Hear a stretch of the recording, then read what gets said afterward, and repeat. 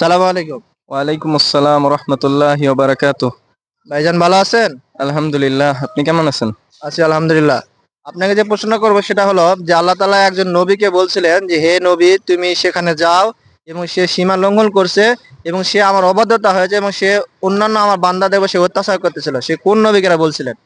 আলহামদুলিল্লাহ, আলহামদুলিল্লাহ নাহমাদুহু ওয়া নুসাল্লি আলা রাসূলিহিল কারীম, আম্মা বাদ। তো এই নবীটা হচ্ছে হযরত মুসা আলাইহিস সালাম। তো এই কথাটা সূরা তহার ভিতর আল্লাহ উল্লেখ করেছেন।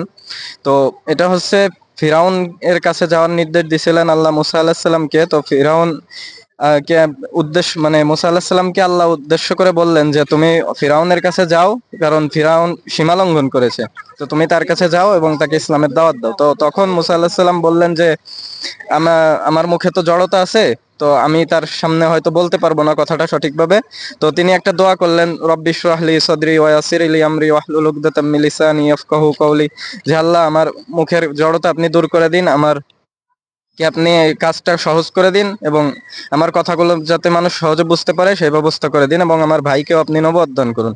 এজন্য আল্লাহ তার কথা দোয়ার ওসিলায় আল্লাহ তার সাথে ভাই হারুন আলাইহিস সালামকেও নবী করে পাঠান, এবং তারা দুজন ফিরাউনের কাছে গিয়ে ফিরাউনকে ইসলামের দাওয়াত দেয়।